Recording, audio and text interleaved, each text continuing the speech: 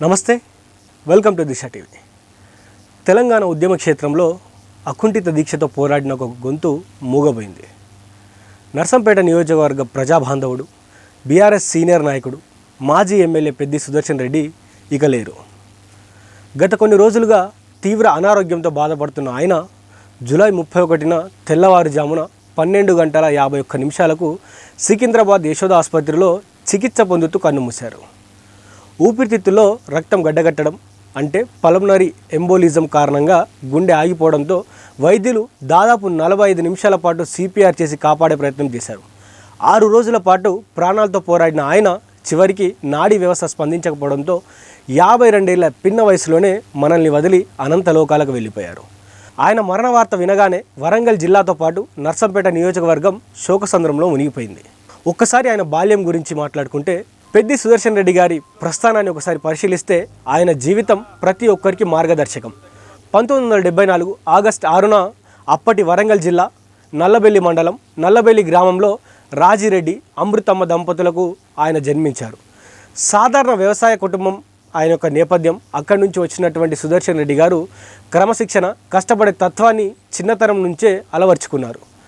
1991లో వరంగల్లోని ప్రముఖ మహబూబియా పంజాదాన్ కాలేజ్ ఏదైతే ఉందో అక్కడి నుంచి ఆయన ఇంటర్మీడియట్ పూర్తి చేశారు. ఆయన సతీమణి స్వప్న గారు, వారి కుమారుడు నిదర్శన్ రెడ్డి, కుమార్తె ధర్మిష్ఠారెడ్డి ఉన్నారు.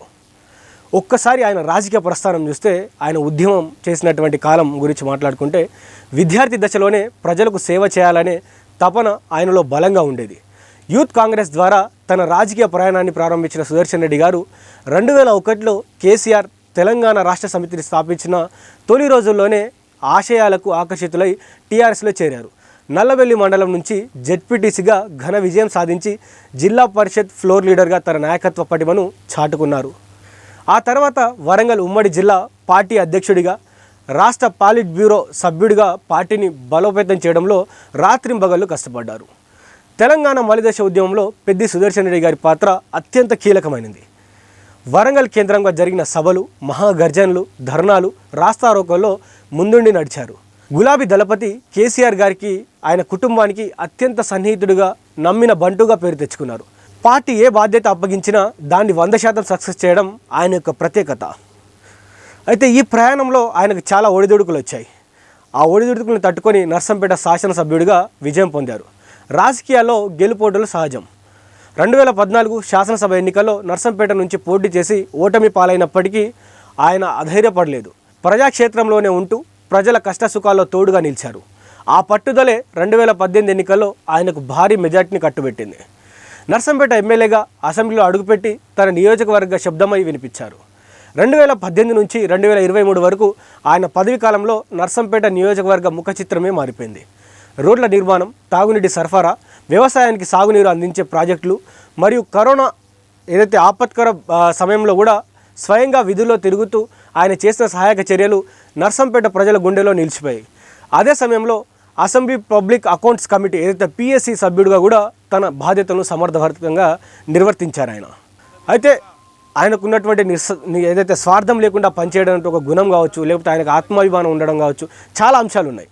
సుదర్శన్ రెడ్డి గారి వ్యక్తిత్వం గురించి ఒకసారి మాట్లాడుకుంటే ముందుగా గుర్తొచ్చేది ఆయన ఆత్మాభిమానం మరియు ఆయన పట్టుదల. 2016 నుంచి 18 మధ్యకాలంలో తెలంగాణ సివిల్ సప్లైస్ కార్పొరేషన్ చైర్మన్గా ఆయన పనిచేసిన తీరు నిస్వార్థ సేవాభావానికి నిలువెత్తు నిదర్శనం. 3 ఏళ్ల పాటు చైర్మన్గా ఉండి కూడా ప్రభుత్వం నుంచి ₹1 కూడా జీతభత్యాలు తీసుకోలేదు. ప్రభుత్వ సదుపాయాలను కూడా వినియోగించుకోకుండా స్వచ్ఛందంగా సేవ చేశారు. తీసుకున్న నిర్ణయానికి కట్టుబడి ఉండే నైజం ఆయనది.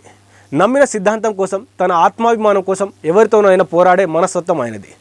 తను అనుకున్న లక్ష్యాన్ని సాధించే వరకు విశ్రమించని నాయకుడు పెద్ది సుదర్శన్ రెడ్డి. అయితే ఆయనకు తీరని చిరకాల కోరిక ఉందంట. జీవితంలో ఎంత ఎదిగినా సుదర్శన్ రెడ్డి గారిలో ఆత్మవిశ్వాసం ఎప్పుడు తగ్గలేదు. ఎమ్మెల్యేగా గెలిచి ప్రజలకు సేవ చేయాలని తన మొదటి లక్ష్యాన్ని సాధించిన ఆయనకు ఒక చిరకాల కోరిక ఉండేదట. ఏ సివిల్ సప్లై కార్పొరేషన్కి అయితే ఆయన చైర్మన్గా సేవలు అందించారో, భవిష్యత్తులో అదే సివిల్ సప్లై శాఖకు మంత్రిగా బాధ్యతలు చేపట్టి ప్రజలకు మరిన్ని సేవలు అందించాలని కలలు కన్నారు. కానీ విధి చాలా విచిత్రమైంది. ఆశయ సాధన దిశగా సాగుతున్న ఆయన ప్రయాణం ఇలా అర్ధాంతరంగా ముగిసిపోతుందని ఎవరు ఊహించలేదు. సివిల్ సప్లైస్ మంత్రిగా చూడాలన్న ఆయన మద్దతుదారులు, అభిమానులు మరియు ఆయన సొంత కోరిక తీరకుండానే ఆయన వెళ్ళిపోవడం నిజంగా అందరినీ అత్యంత బాధాకరమైనటువంటి విషయంగా చర్చకు వస్తూ ఉంది. రాజకీయాల్లో నాయకులు వస్తుంటారు, పోతుంటారు. కానీ ప్రజల గుండెల్లో స్థానం సంపాదించుకునే నాయకులు కొందరే ఉంటారు.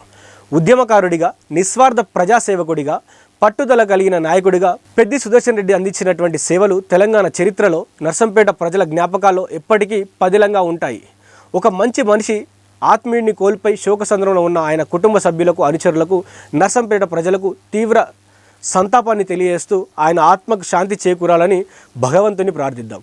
అదేవిధంగా ఆయన తెలంగాణ రాష్ట్రం వస్తే కానీ పెళ్లి చేసుకునే ఒక కమిట్మెంట్తో ఉన్నటువంటి నాయకుడు. తెలంగాణ వచ్చిన తర్వాతనే పెళ్లి చేసుకున్నాడు. సో తెలంగాణ వచ్చిన తర్వాత కూడా ఎన్ని పదవులు వచ్చినా కూడా ఆయన ఆస్తులంటూ ఏం సంపాదించుకోలేదంటూ కూడా ప్రజలందరూ, ఆయన తోడున్నటువంటి నాయకులందరూ కూడా కన్నీరు మున్నీరు అవుతూ ఉన్నారు. సో ఆయన ఆత్మకు శాంతికి చేకూరాలని, అదేవిధంగా ఆయన కుటుంబం అంతా కూడా చాలా ధైర్యంగా ఉండాలని సంతాపం తెలియజేస్తూ ఆయన ఆత్మకు శాంతి చేకూరాలని ఆ భగవంతుని ప్రార్థిస్తున్నాం. జై తెలంగాణ. జోహార్ పెద్ది సుదర్శన్ రెడ్డి గారు.